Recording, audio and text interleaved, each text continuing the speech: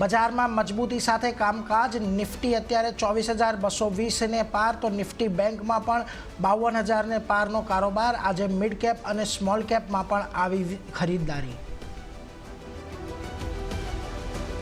Nifty રિયલ્ટીમાં 1% તેજી સાથે કામકાજ, ફાર્મા, હેલ્થકેર અને આઈટી સેક્ટરમાં પણ જોવા મળી ખરીદદારી। એફએમસીજી અને એનર્જીમાં વેચવાલી યથાવત। Q2માં ત્રિમાસિક આધારે નફો 34% વધતા ઓએનજીસીમાં સામાન્ય તેજી, જોકે આવક 4% ઘટી, પણ બંને આંકડા અનુમાનથી સારા। ત્યાં જ 50.3%ની સાથે માર્જિનમાં આશરે 2%નો જોવા મળ્યો ઉછાળો।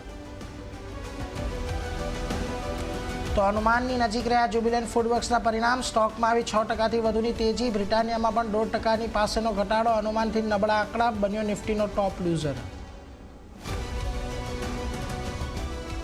અને હિન્ડાલ્કોએ બીજા ત્રિમાસિકમાં સારા પરિણામ રજૂ કરતા આવી સામાન્ય તેજી, નફો 2 ગણાથી વધારે વધ્યો, આવક 8%થી વધી, માર્જિનમાં પણ આશરે 4%નો વધારો। ત્યાં જ એનએમડીસીના નબળા પરિણામ બાદ 4% સુધીનો ઘટાડો, 1/2 બોનસ શેર આપવાની કરી જાહેરાત, સાથે જ હિન્દુસ્તાન કોપરમાં પણ પરિણામ બાદ સામાન્ય તેજી।